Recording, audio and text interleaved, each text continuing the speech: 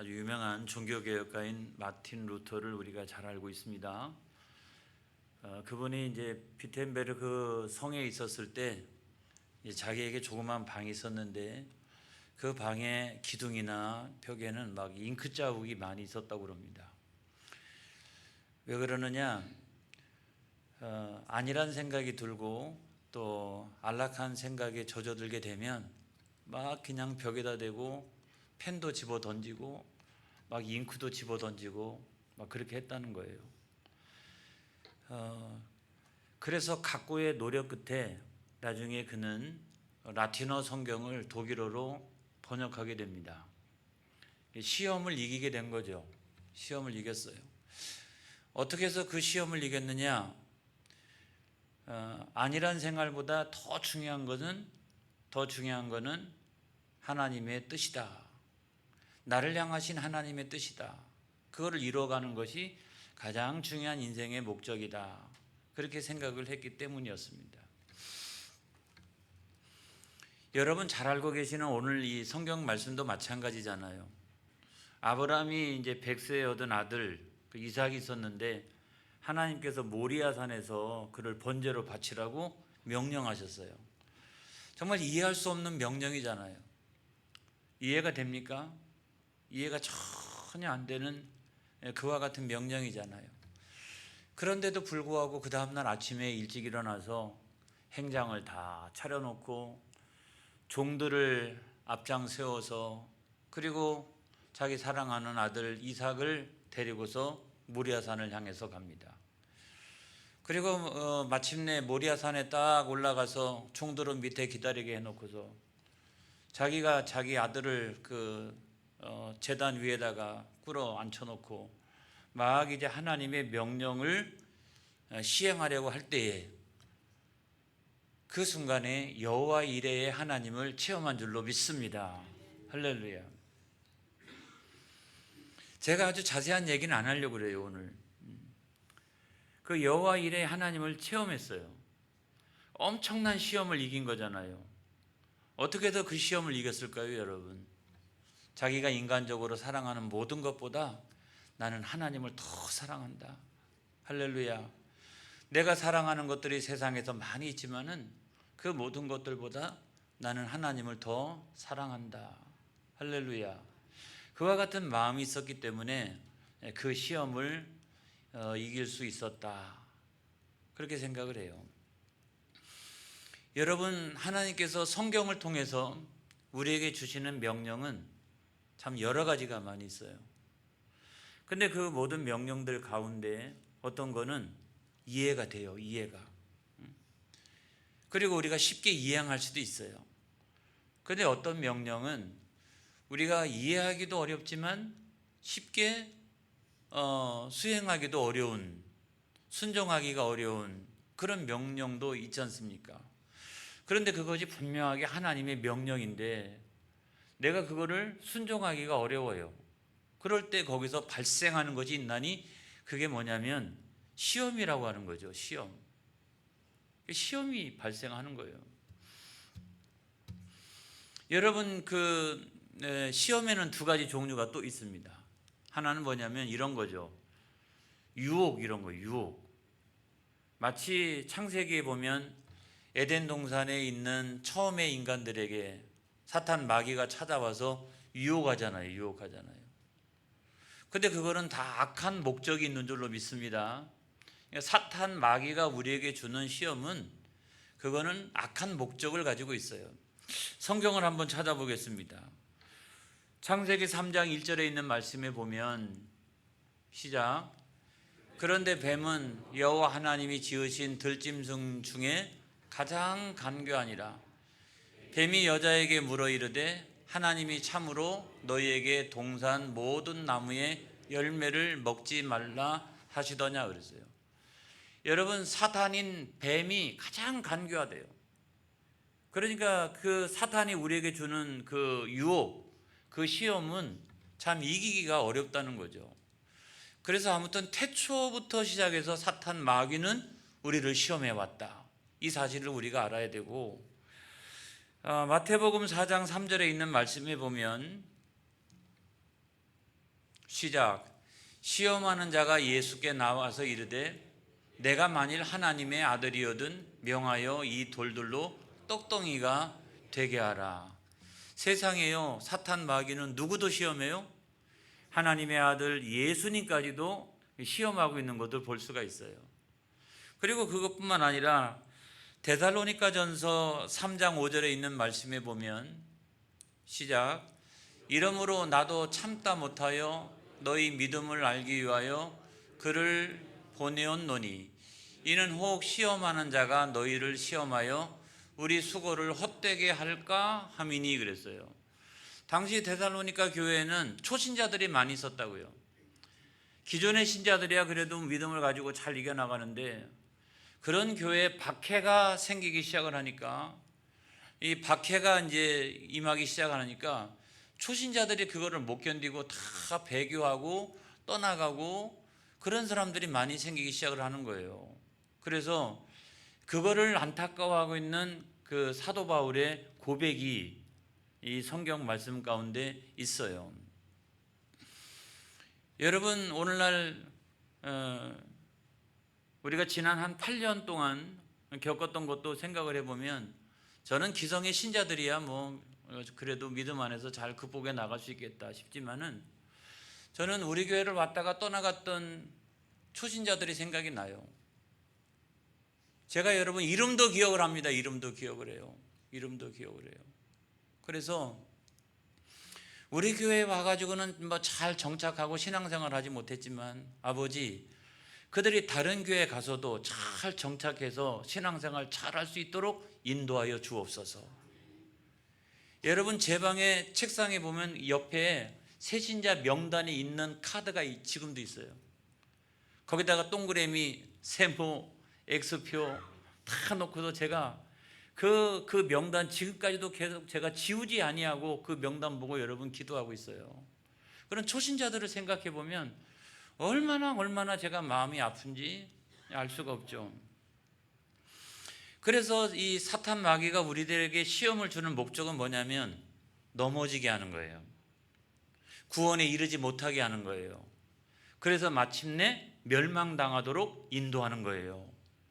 그래서 여러분 우리에게 정말 중요한 것이 있는데 어떻게 하면 우리가 그 시험을 이길 수 있느냐? 여러분 우리는 매일매일 같이 우리가 시험에 들지 않도록 여러분 기도해야 돼요. 주기도문에 있잖아요, 여러분. 우리를 시험에 들게 하지 마옵시고. 할렐루야. 우리를 시험에 들지 않도록 인도해 달라고 하는 그 기도가 있잖아요. 여러분 마태복음 6장 13절 상반절에 있는 말씀에 보면 주기도문 가운데 있잖아요. 시작. 우리를 시험에 들게 하지 마시옵고. 할렐루야. 그래서 첫 번째로 중요한 것은 우리가 주기도문은 절대로 주문이 아닙니다, 여러분. 매일매일 같이 주님께서 가르쳐 주신 기도니까 그거를 매일매일 같이 우리가 해야 될 일상의 기도예요. 일상의 기도.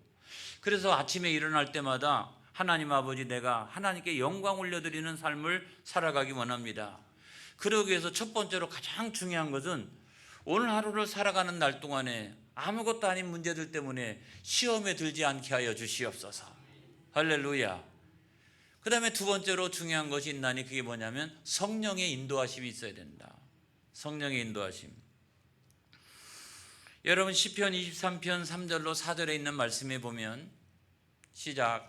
내 영혼을 소생시키시고 자기 이름을 위하여 의의 길로 인도하시는도다. 4절.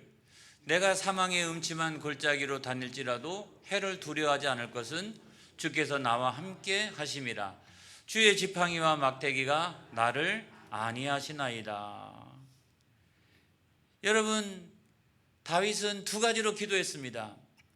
하나는 뭡니까? 나를 의의 길로 인도해 달라고. 또 하나는 이 사망의 음침한 골짜기를 다닐 때라도 하나님이 나를 안위하여 달라고. 다른 말로 표현하면 나를 보호해 달라고. 그럼 우리가 여러분 하루에 일어나 가지고 아침에 하루를 시작하면서 기도할 제목이 있어요. 첫째, 하나님 아버지 내가 하나님께 영광 올려드리는 복된 하루가 되게 하여 주옵소서. 하루를 살아가는 날 동안 그렇기 때문에 시험에 들지 않게 하여 주옵소서. 의의 길로 나를 인도하여 주시옵소서. 그리고 나를 안위하여 주시옵소서. 나를 지키시고 보호하여 주시옵소서. 여러분, 그런 기도를 하고 하루를 시작하는 사람과 그렇지 않는 사람 사이에는 엄청난 차이가 있다라고 하는 사실을 제가 말씀을 드리는 거예요.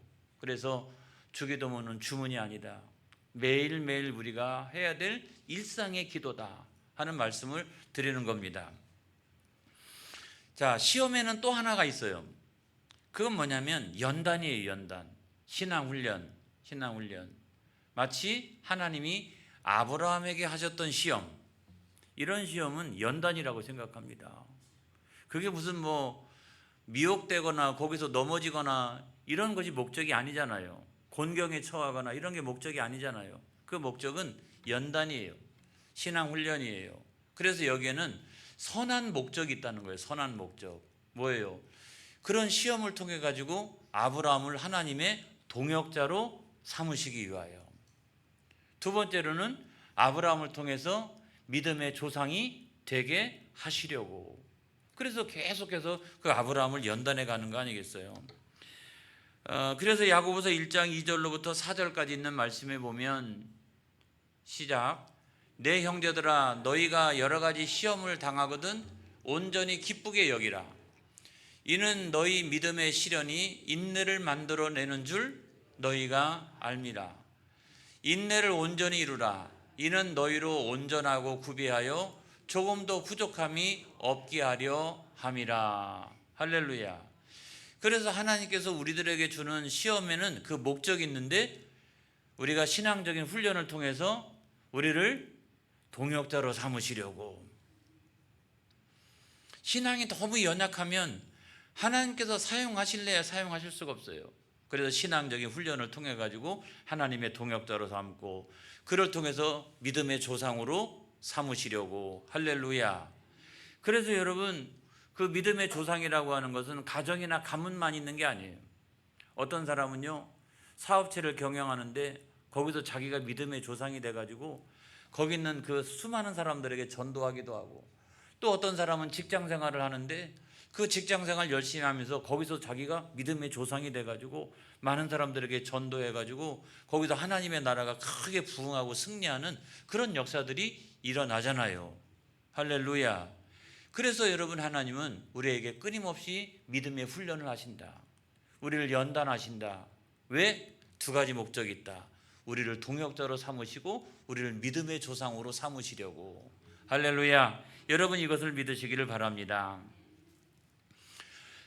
저는 저와 여러분이 오늘 다 알고 있는 이야기를 반복할 생각이 조금도 없어요. 저는 오늘 이 시간에 하나님이 아브라함에게 주었던 시험의 특징이 뭐냐, 이것만 살펴보고 마칠 생각입니다. 자, 첫 번째로 보면 하나님께서 주시는 시험은 감당할 만한 시험이다. 이 사실을 여러분 믿으시기를 바랍니다. 감당할 만한 시험이다. 자, 창세기 22장 1절에 있는 말씀 한번 보겠어요. 오늘 본문이죠. 시작. 그 일 후에 하나님이 아브라함을 시험하시려고 그를 부르시되 아브라함아 하시니 그가 이르되 내가 여기 있나이다 그랬어요.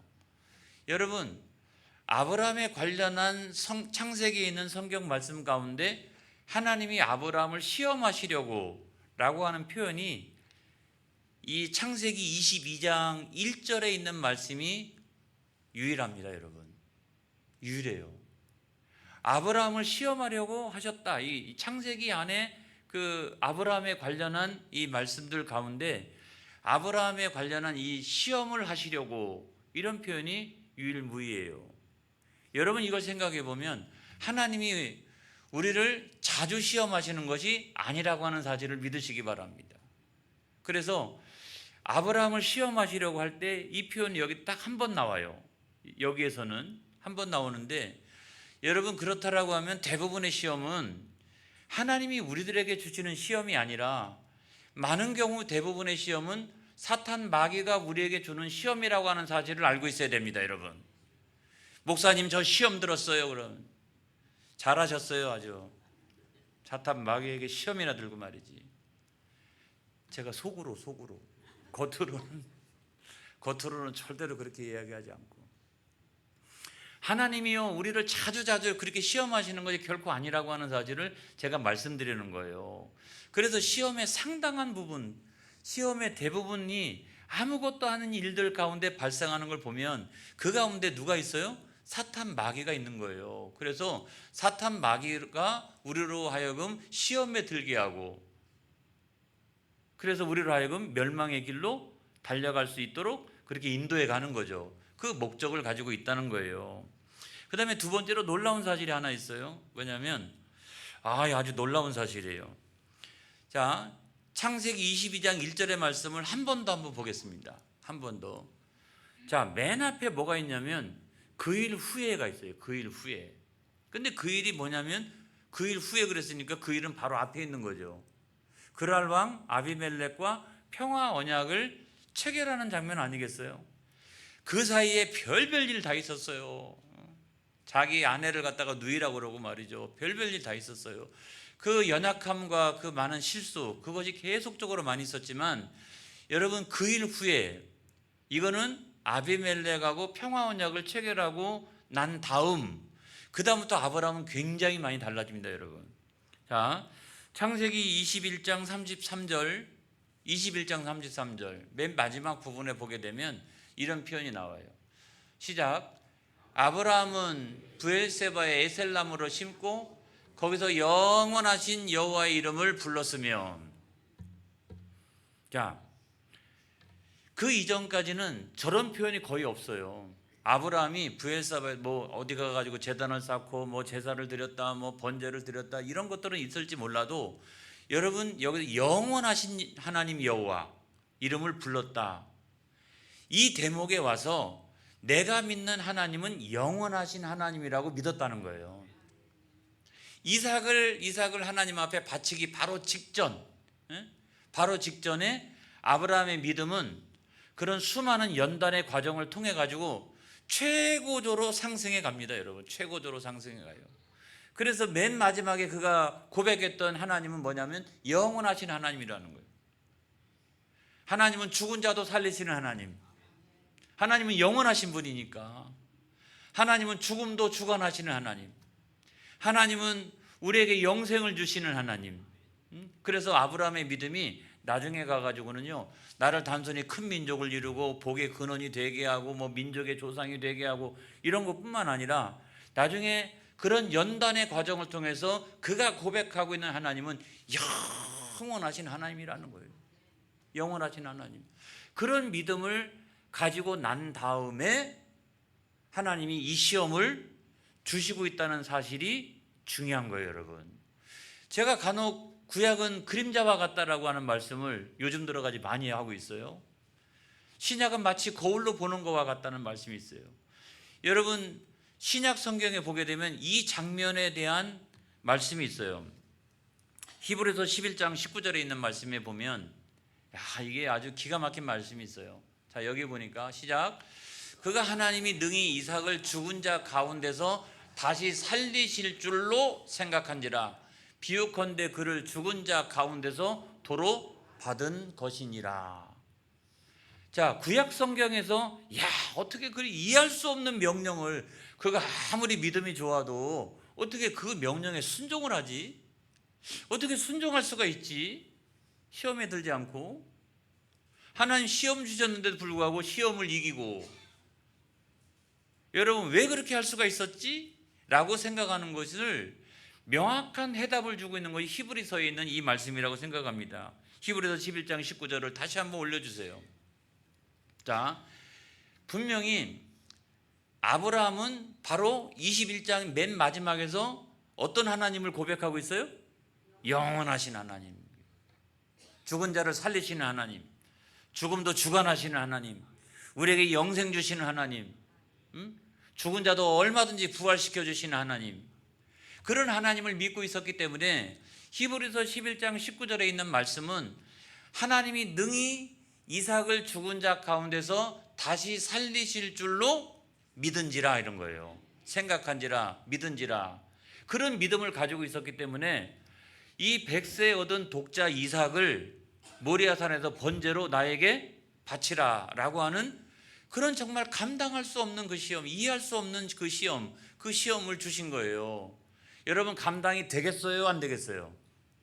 그냥 22장에 있는 말씀만 보면 야 정말 나 같은 경우는 절대로 감당 못할 텐데 이런 생각이 드는데, 아브라함이 그 22장에서 그 시험을 감당할 수 있었던 것은 21장의 맨 마지막에 있는 그 말씀을 보면 아브라함은 영원하신 하나님을 믿고 있었다는 거예요. 할렐루야. 그래서 하나님께서 감당할 수 있으니까, 나는 이해할 수 없지만, 오늘도 우리가 이 성경 말씀을 보면서 우리가 잘 이해가 안 되지만 그럼에도 불구하고 하나님은 아브라함이 감당할 수 있으니까 그 시험을 주신 거예요.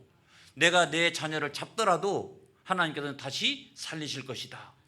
이 사실을 믿었다라고 히브리서는 우리들에게 말씀하고 있잖아요.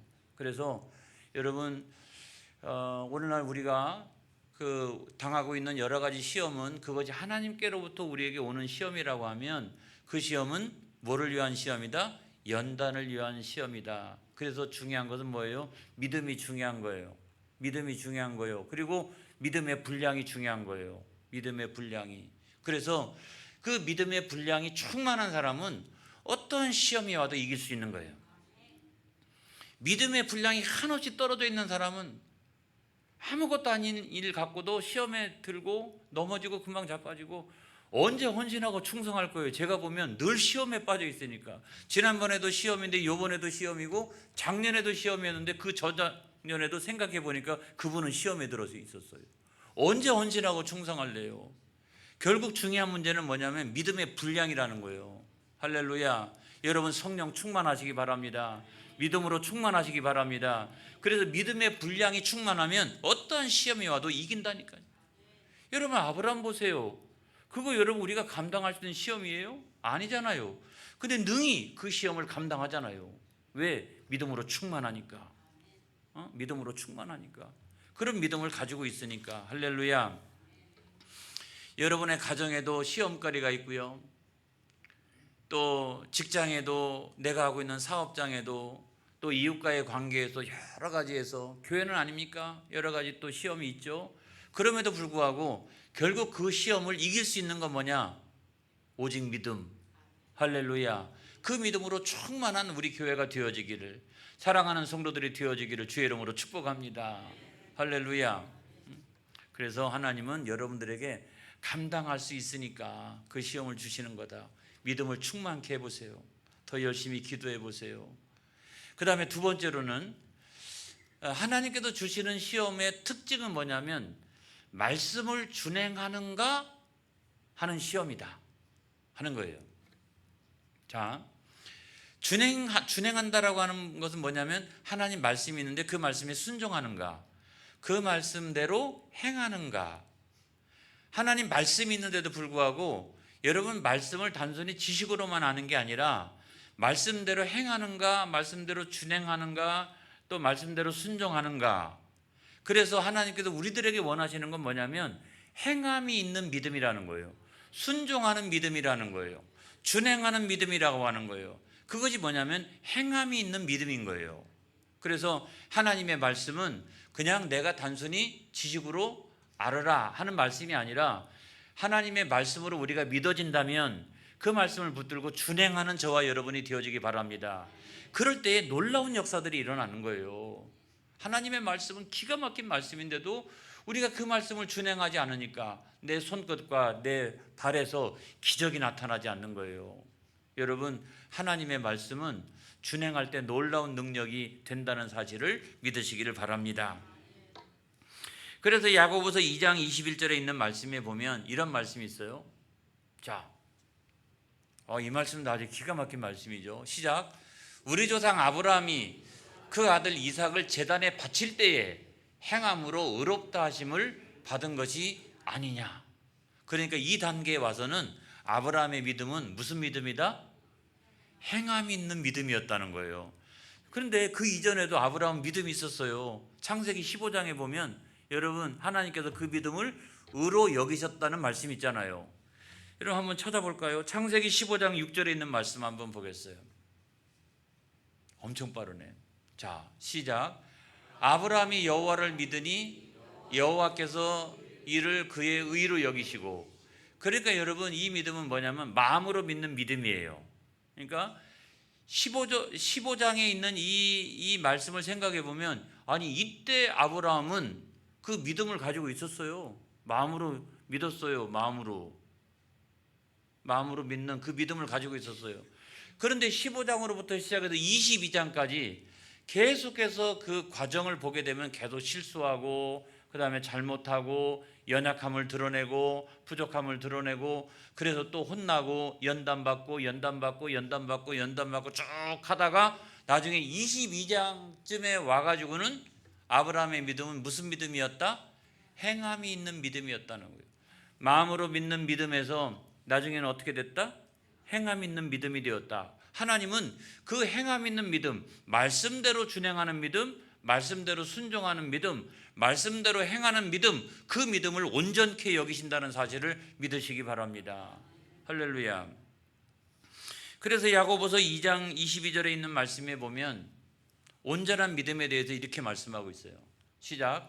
내가 보거니와 믿음이 그의 행함과 함께 일하고 행함으로 믿음이 온전하게 되었느니라. 아멘. 할렐루야. 그래서 저와 여러분의 믿음이 진보가 있기를 바랍니다.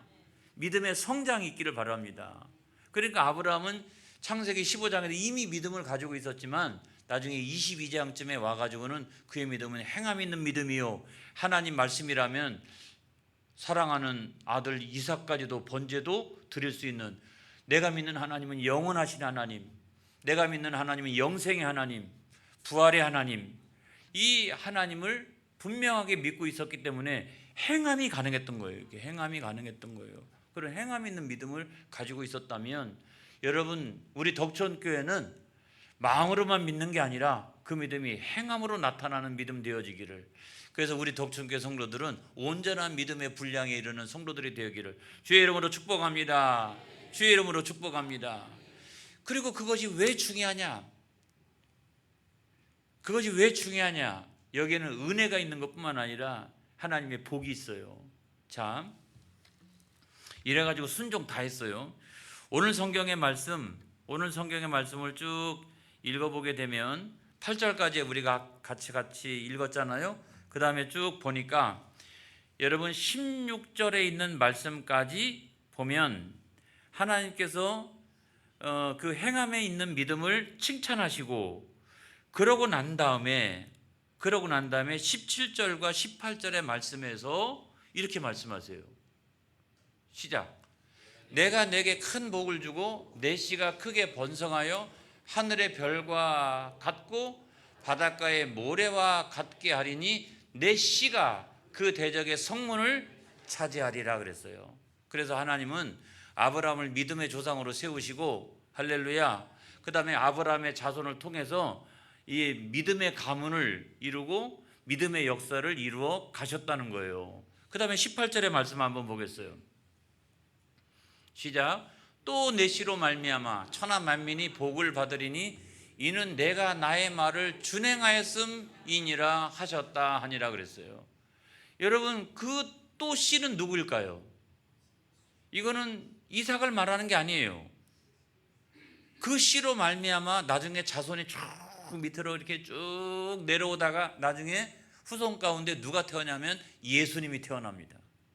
예수님이 태어나고 천하 만민이 구원의 복을 얻게 되는 줄로 믿습니다. 할렐루야. 그 복을 오늘날 우리가 다시 재해석한다라고 하면 뭐냐면, 우리가 그와 같은 믿음 생활을 잘하고 이렇게 되면 일단 내가 믿음의 조상이 되는, 할렐루야, 그런 복도 받고, 또 다른 하나는 뭐냐면 언젠가 우리가 그 예수로 씨를 심었으니 언젠가 재림하시는 그 예수님을 우리가 반드시 만나게 될 줄로 믿습니다.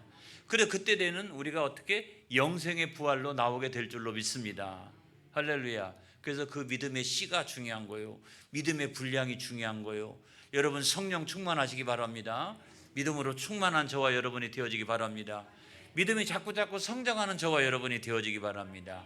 저와 여러분의 믿음이 온전한 믿음, 행함에 있는 믿음의 단계까지 이르는 저와 여러분 되어지기를 주의 이름으로 축복합니다. 할렐루야. 기도하겠습니다.